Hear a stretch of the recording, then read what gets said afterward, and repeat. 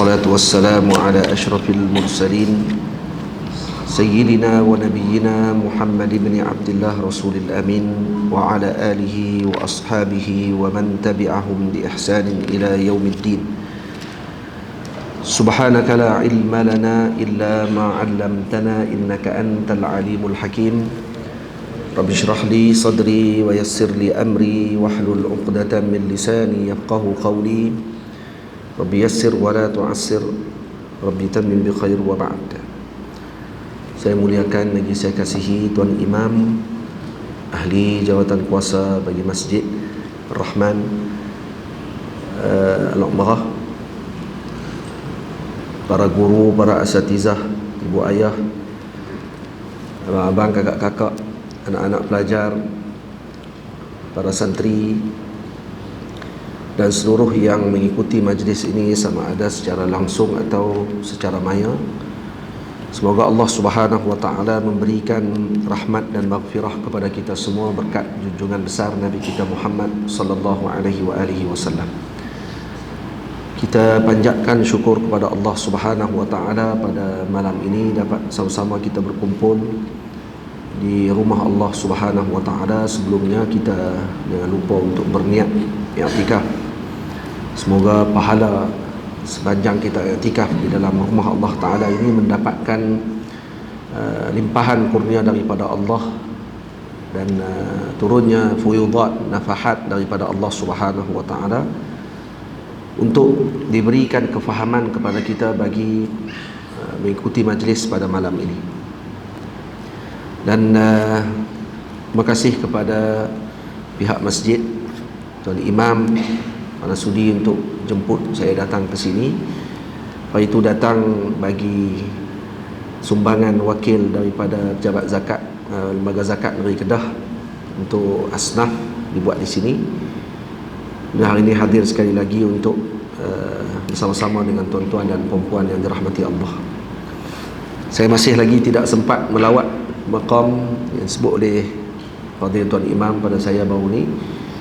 Di sini ada maqam Tuan Guru Syekh Muhammad Sa'id bin Umar Khatib rahimahullahu ta'ala, sahib kepada tafsir Nurul Ihsan. Jadi makamnya di sini. Jadi insya-Allah rezeki peluang kalau tidak ada arah melintang kita teringin nak melawat beliau. Dan kalaupun tidak sempat melawat lagi pada malam ni, kita hadiahkan Al-Fatihah kepada beliau, juga kepada seluruh para ulama dan para salihin, para awliya Allah Subhanahu wa taala yang berada di negeri Kedah dan yang berada di seluruh dunia daripada timurnya ke baratnya, bisirri asraril Fatihah. A'udzubillahi minasyaitonir rajim. Bismillahirrahmanirrahim. Alhamdulillahirabbil alamin. Arrahmanir rahim. Maliki yaumiddin. Iyyaka na'budu wa iyyaka nasta'in. Ihdinas siratal mustaqim. صراط الذين أنعمت عليهم غير المغضوب عليهم ولا الضالين آمين. Bismillahirrahmanirrahim. Pada malam ni saya bercadang untuk kita sama-sama melihat tafsiran bagi ayat Allah Subhanahu wa taala. Karena sesuai dengan tempat ini tempatnya mufassir Syekh Muhammad Sa'id bin Umar Khatib, sahib tafsir Nurul Ihsan. Maka malam ni saya cadang untuk kita sama-sama meneliti tafsirnya ayat Allah Subhanahu wa taala daripada ayat Allah di dalam Al-Quran. Allah Subhanahu wa taala berfirman, a'udzubillahi minasyaitonir rajim. Bismillahirrahmanirrahim. Innallaha wa malaikatahu yusalluna 'alan nabi ya ayyuhalladzina amanu sallu 'alaihi wa sallimu taslima. Jadi kita sama-sama perhatikan apa yang kita ambil faedah daripada, boleh kita ambil faedah daripada ayat ini. Ayat ini sering kita dengar pada hari Jumaat. Untuk khutbah Jumaat, Tuan Imam akan baca dan memperingatkan kepada kita khususnya pada khutbah kedua. Iaitu ayat berkaitan dengan salawat kepada Nabi kita Muhammad sallallahu alaihi wasallam. Dalam ayat ini, ayat yang ringkas, yang Allah Ta'ala sebut, innallaha wa malaikatahu yusalluna 'alan nabi ya ayyuhalladzina amanu sallu 'alaihi wa sallimu taslima. Terdapat padanya dua khabar dan dua arahan. Khabarain wa amrain, kata para mufassirin. Seperti yang disebutkan oleh Syekh Al-Allamah Syekhu Masyayikhina Abdullah Sirajuddin radhiyallahu ta'ala anhu di dalam kitab beliau As-Salatu 'ala Nabi sallallahu alaihi wasallam. Ishtamalat hadhihi al-ayah ala khabarain wa amrain. Ayat ni ada dua khabar, ada dua amr, dua arahan. Baik, apa khabar? Khabar yang pertama, anna Allah azza wa jalla qad akhbara an dhatihi al-'aliyah annahu yusalli ala habibihi al-Mustafa sallallahu alaihi wasallam. Wa hadhihi martabatun ma ba'daha martabah. Yang pertama, khabar, Allah mengkhabarkan bahawa zat Allah Ta'ala yang maha tinggi, yang maha agung, berselawat kepada junjungan besar Nabi kita Muhammad sallallahu alaihi wa alihi wasallam. Hadhihi martabatun wa ma ba'daha martabah. Yani tidak ada martabat yang lebih tinggi daripada keadaan tersebut. Allah Ta'ala sebut innallaha yusalli 'alan nabi sallallahu alaihi wasallam. Itu takdirnya ayat. Takdirnya ayat tersebut innallaha wa malaikatahu yusalluna 'alan nabi. Bila masukkan innallaha wa malaikatahu yusalluna 'alan nabi, maka kena takdir. Karena salawat Allah dengan salawatnya malaikat tidak sama. Karena itu para mufassirin mentakdirkan ayat tadi dengan takdir innallaha yusalli wa malaikatahu yusalluna 'alan nabi sallallahu alaihi wasallam. Jadi Allah berselawat kepada Nabi. Ini khabar yang pertama. Allah Ta'ala memaklumkan bahawa Allah sendiri yang berselawat kepada Nabi. Dan apa lagi martabat yang paling tinggi bila mana Allah memaklumkan bahawa zatuhu aliyah, zat Allah Ta'ala yang maha agung, berselawat kepada junjungan besar Nabi kita Muhammad sallallahu alaihi wasallam. Manakala khabar yang kedua, fahuwa ikhbaruhu ta'ala aidan an malaikatihi al-kirami jami'an annahum kullahum yusalluna ala hadha an-nabiyil karim salawatullah wa salamatuhu alaihi. Khabar yang kedua bahawa malaikat berselawat kepada Nabi. Innallaha wa malaikatahu, malaikat juga berselawat kepada Nabi kita Muhammad sallallahu alaihi wa alihi wasallam. Khabar, kalau dalam mantik kita mengaji, dia akan makna dia apa dia? Ma yahtamilu sidqu wal kadhib li dhatihi. Ma yahtamilu sidqu wal kadhib li dhatihi, yaitu sesuatu yang yahtamilu sidqu wal kadhib. Yahtamilu as-sidqu wal kadhibu li dhatihi, maksudnya yang ihtimal, boleh tergantung padanya benar ataupun penipuan pada zatul khabar, bighaddin nazar an qailih, tanpa melihat kepada siapa yang menyebutkan khabar tersebut. Jadi kalau khabar tadi tidak dilihat pada siapa yang menyebut satu khabar, apa dia khabar? Sesuatu yang tertanggung padanya benar ataupun tidak benar. Contoh, kita maklum kata Malaysia ini berada di dalam ASEAN, contoh. Itu kan khabar.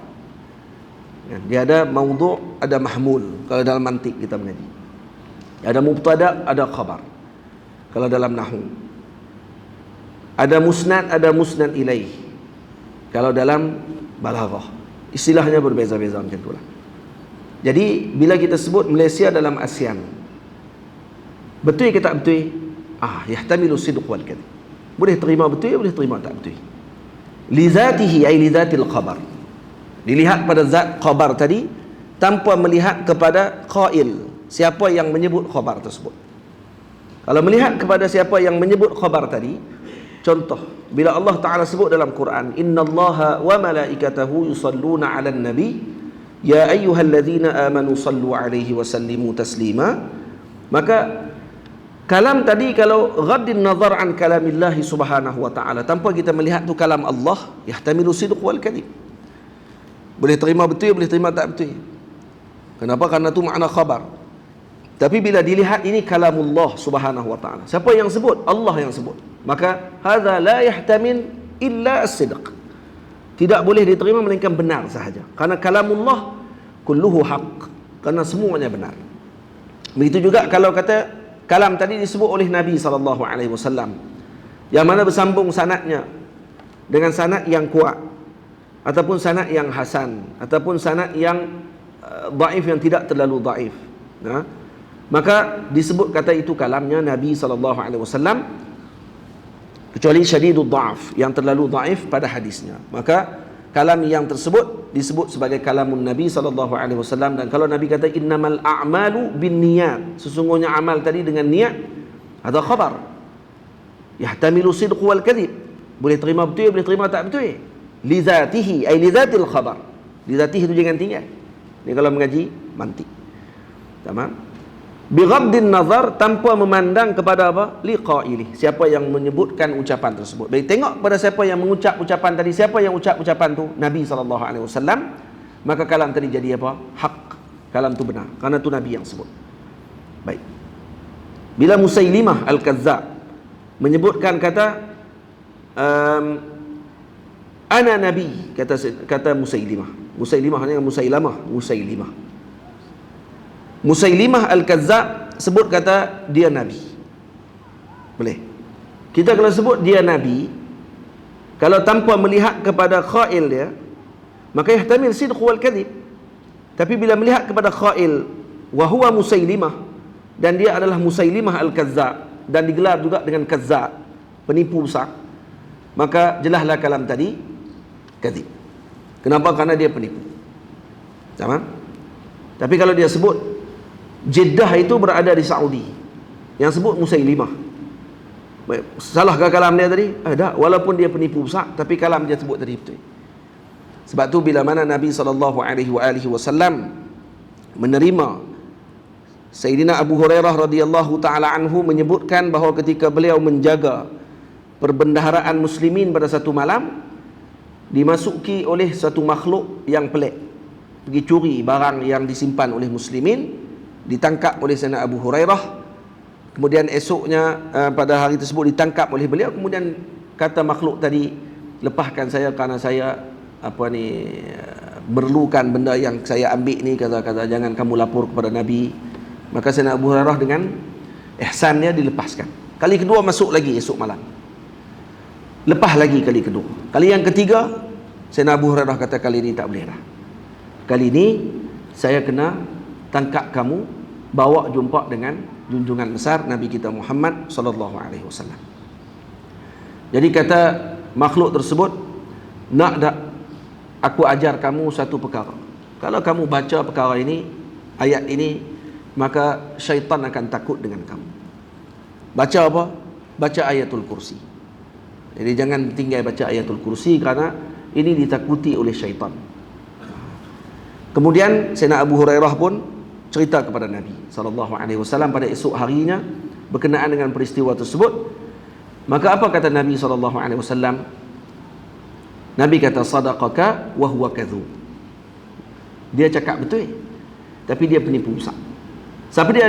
Dialah syaitan. Hak semalam ni syaitan. Baik, sekarang Nabi kata apa? Sadaqaka wa huwa kadhub, ay sadaqaka fi kalamihi hadha wa huwa kadhubun fil ukhra. Jadi Nabi tidak menafikan kata dia benar pada waktu tersebut. Kenapa? Karena yang dia sebut semalam khabar yahtamilu sidq wal kadhib li zatihi. Jadi ihtimal benar ataupun tidak benar kalam dia tadi pada zatnya. Bighaddin nazar an qaili, jangan tengok siapa yang cakap. Sebenarnya kalau kita tengok siapa yang cakap, siapa yang cakap semalam iblis, terus kita akan kata mana betul iblis. Ni kaki penipu ni. Nah, macam mana nak cakap betul? Tak. Nabi mengajar kepada kita dengan mantik. Apa dia? Kalam tadi khabar yahtamilu sidq wal kadhib li dhatihi. Kalam tu ihtimal padanya boleh terima benar, boleh terima tidak benar pada zat kalam tadi, tanpa kamu melihat siapa yang bercakap dengan ucapan tersebut. Tapi dia penipu besar, tapi yang dia cakap tu betul. Jadi di sini tidak ada istilah tanaqud, tak ada pertentangan di antara kalam yang disebutkan oleh iblis dengan apa yang dimaksudkan oleh Nabi SAW. Tadi ada orang kata, macam mana Nabi boleh cakap macam tu? Dia benar, dia tak benar. Dia benar, dia penipu. Macam mana jadi macam tu? Tak, dia benar pada perkara tersebut, tapi dia penipu pada bab yang lain. Jadi dia tidak dikira sebagai tanaqud. Karena tanaqud mesti kena dengan wahdatis saman. Wahdatis saman maksudnya ada 8 benda yang mesti bersatu baru dikira sebagai tanaqud. Satu pada bab dia tu, dia kita nak buka dalam bab tanaqud dalam mantik. Jadi penting pengajian tersebut Kerana apa? Kerana ianya akan menyusun atur otak kita menjadi lebih tersusun. Baik, patah balik kepada tajuk kita. Faham tak faham ni? Saya soal ni. Faham lah? Baik. Faham adik? Faham nanti? Jadi khabar, ada dua khabar di sini. Nah, Allah mengkhabarkan bahawa Allah berselawat kepada Nabi sallallahu alaihi wasallam. Yang kedua, Allah mengkhabarkan malaikat berselawat kepada Nabi sallallahu alaihi wasallam. Kemudian dalam ayat ni juga, innallaha wa malaikatahu yusalluna 'alan nabi ya ayyuhalladzina amanu sallu 'alaihi wa sallimu taslima. Dalam ayat ni ada dua amr. Jadi pas ni kalau baca ayat ni saja, terus kita akan terlintas dalam kepala kita.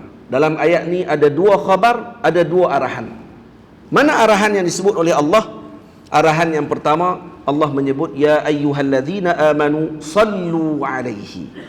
Ini amrun minallahi tabaraka wa ta'ala. Ini arahan daripada Allah subhanahu wa ta'ala kepada hambanya yang mukmin, minal awalimil mukallafah, dengan daripada alam yang mukallaf ini, yaitu siapa? Bukan manusia sahaja, jin dan seluruhnya. Manusia dan jin dan seumpamanya yang ditaklifkan oleh Allah untuk mereka berselawat kepada junjungan besar Nabi kita Muhammad sallallahu alaihi wasallam. Jadi ayat ya ayyuhalladzina amanu sallu alaihi ini bukan hanya khusus kepada orang saja, hatta kepada jin. Nah, yakni makhluk yang ditaklifkan oleh Allah Subhanahu wa taala untuk melakukan ibadah. Kemudian diikuti dengan arahan kedua. Apa dia? Wasallimu taslima. Ai sallimu ya ayyuhal awalimul mukallafah. Yaitu ucapkan salam wahai awalim mukallafah, yaitu manusia dan jin, ala hadan nabiyil azimi taslima, dengan mengucapkan salam kepada junjungan besar Nabi kita Muhammad sallallahu alaihi wasallam. Jadi cuba tengok di sini ada dua arahan yang Allah Subhanahu wa taala letakkan kepada ashab hadhil awalim, yakni alam ini, yakni alamis sufli. Dia ada alamul ulwi dan ada alami as-sufli. Alam ulwi, alam malaikah. Nah, alam malaikah. Manakala alam as-sufli, alamuna, alam kita sekarang ni alam sufli dipanggil, di bawah maksudnya. Tamam.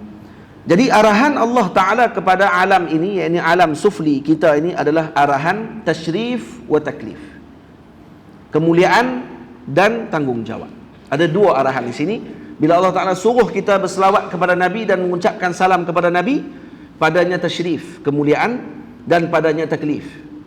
Berbeza dengan malaikat yang disuruh oleh Allah. Kalau malaikat disuruh untuk selawat, suruhan tadi hanya suruhan tashrif, kemuliaan semata-mata, tidak dengan taklif. Kerana malaikat tidak ditaklifkan. Malaikat, ibadah yang mereka lakukan tersebut adalah jibilli. Yani tabiat mereka adalah ahli ibadah, dijadikan oleh Allah macam tu. Tamam? Jadi ini menunjukkan keagungan dan kemuliaan Nabi kita Muhammad sallallahu alaihi wasallam. Berdasarkan ayat tersebut sahaja, faham kita bahawa Nabi kita dipuji pada kedua-dua alam. Alamul ulwi, alam sufli. Alam yang tertinggi dan alam yang rendah macam kita. Jadi kedua-dua alam memuji Nabi kita Muhammad sallallahu alaihi wa alihi wasallam. Jadi kalau tengok balik dalam ayat ini, jumlah ayat ini yang agung, ya ayyuhalladzina amanu sallu alaihi wa sallimu taslima, yang dimaksudkan itulah yang dimaksudkan dengan ayat ini yang sebenar. Jadi kalau ayat Allah Ta'ala sebut innallaha wa malaikatahu yusalluna 'alan nabi ya ayyuhalladzina amanu sallu alaihi wa sallimu taslima, hadhihi maqsudatul ayah. Ini maksud ayat ini diturunkan oleh Allah. Jadi ayat innallaha wa malaikatahu, sesungguhnya Allah dan para malaikatnya berselawat kepada Nabi sallallahu alaihi wasallam. Hadhihi tawti'ah, kata ulama, tawti'ah maksud dia apa dia? Sebagai muqaddimah, tamhid, untuk bagi semangat kepada kita meneruskan selawat kepada Nabi sallallahu alaihi wasallam. Maksud ayat ni sebenarnya untuk apa? Untuk kamu selawat. Kita ni selawat kepada Nabi sallallahu alaihi wasallam. Karena tu Allah mendahulukan sebutannya dengan Allah dan para malaikat Allah Subhanahu wa taala untuk menjadikan kita sebagai hamba yang berterusan melakukan ibadah berselawat kepada Nabi kita Muhammad sallallahu alaihi wasallam. Sebab tu kalau kita perhati hal keadaan Nabi kita Muhammad sallallahu alaihi wasallam ini ada dua keadaan halnya. Hal yang pertama, hal Nabi ketika khulwah, ketika bersendirian.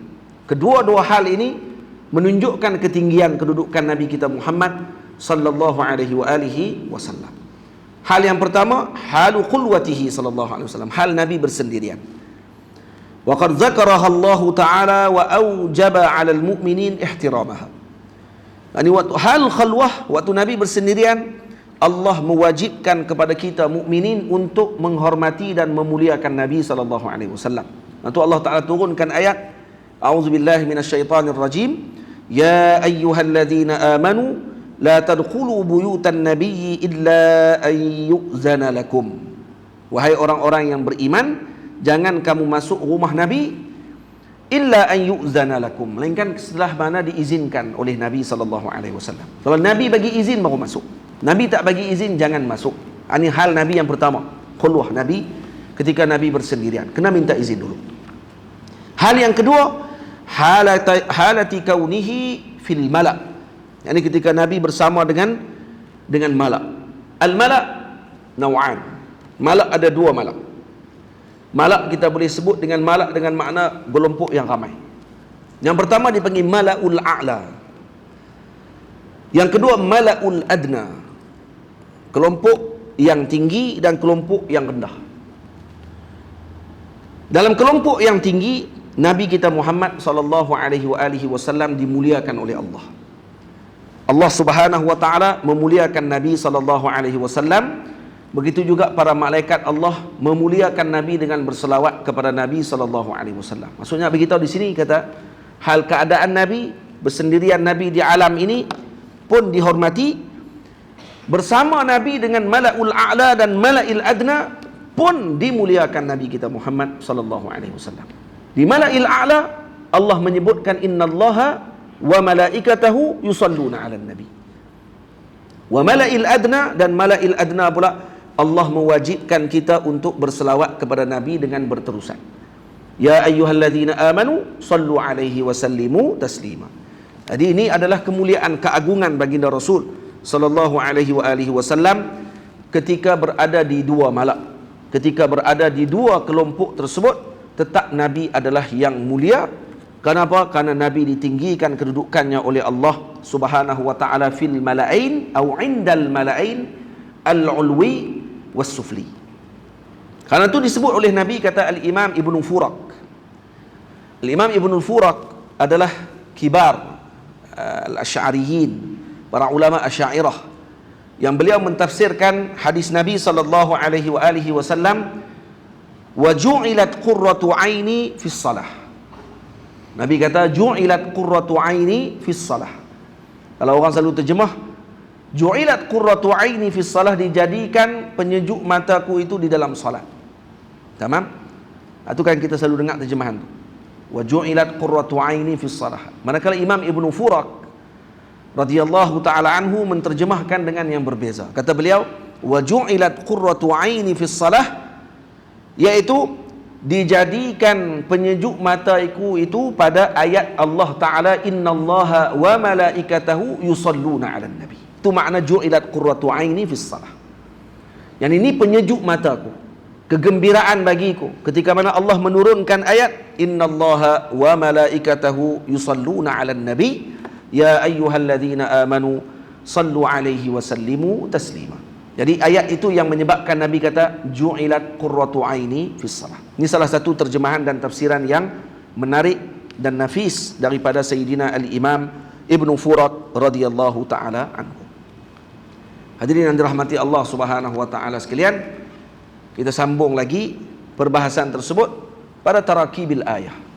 Tarkib ayat ini kalau dilihat pada sudut perbahasan para mufassirin, ayat ini ada siyak dan sibaknya, tarkib lughahnya yang khusus, menunjukkan kepada makna demi makna yang luar biasa. Itu para ulama ada yang mengkhususkan tulisan yang khusus bagi ayat ini saja. Ayat innallaha wa malaikatahu yusalluna 'alan nabi ya ayyuhalladzina amanu sallu alaihi wa sallimu taslima. Itu kata ulama, tak ada dalam ketika mana Allah menciptakan Sayyidina Adam alaihi salam, Allah Ta'ala menyebutkan kepada para malaikat, apa dia Allah Ta'ala sebut kepada malaikat? Sujudu li Adama fasajadu illa iblis. Dan sujudlah kamu kepada Sayyidina Adam, dan mereka semua sujud kecuali iblis. Baik, Allah sujud tak? Ketika Allah suruh kepada malaikat sujud, Allah sujud tak kepada Nabi Adam? Tak. Tamam? Kemudian dalam ayat selawat Allah Ta'ala menyebut innallaha wa malaikatahu yusalluna 'alan nabi. Allah mendahulukan zatuhul aliyah pada sebutan tersebut. Jadi Allah berselawat kepada Nabi sallallahu alaihi wasallam. Tamam? Allah berselawat kepada Nabi sallallahu alaihi wasallam. Jadi bila mana disebutkan macam tu, bermaksud apa? Ini ketinggian kedudukan baginda Rasul sallallahu alaihi wasallam, sehingga Allah menyebutkan perkara tersebut. Nanti kita akan tengok lagi apa dia faedah daripada lurah berdasarkan kepada ayat tadi. Kalau dilihat balik pada ayat ini, tamam? Ayat ini didahulu ataupun sebelum daripada disebut oleh Allah ayat ini, Allah Subhanahu wa taala menyebutkan tentang kedudukan isteri-isteri Nabi sallallahu alaihi wasallam dalam ayat yang ke-53. Dalam surah Al-Ahzab Allah Taala sebut innallaha wa malaikatahu yusalluna 'alan nabi, ayat 56. 3 ayat sebelumnya Allah Taala sebut tentang cerita berkenaan dengan isteri-isteri Nabi sallallahu alaihi wasallam. Allah sebut wa idza sa'altumuhunna mata'an fas'aluhunna min wara'i hijabin. Jadi kalau kata kamu meminta sesuatu kepada isteri-isteri Nabi sallallahu alaihi wasallam, maka mintalah kepada mereka tadi melalui tabir. Jadi jangan terus minta macam tu saja. Kalau pergi ke rumah baginda Rasul, nak minta barang yang harus bagi mereka minta, kena minta melalui tabir. Tamam? Ini disebut kata wa idza sa'altumuhunna mata'a fas'aluhunna min wara'i hijabin. Dzalikum atharu liqulubikum wa qulubihin. Karena cara ini lebih suci bagi hati kamu dan juga hatinya mereka, yakni para isteri Nabi alaihi wassalatu wassalam. Wa ma kana lakum an tu'zu Rasulullah wa la an tankihu azwajahu min ba'dihi abada. Dan tidak boleh kamu kahwin dengan isteri-isteri Nabi dan setelah Nabi wafat selama-lamanya. Tak boleh kahwin. Karena ini akan menyakitkan Nabi sallallahu alaihi wasallam. Jadi tak boleh. Karena itu kita panggil isteri-isteri Nabi ummahatul mukminin. Ibu-ibu kita di kalangan mukminin.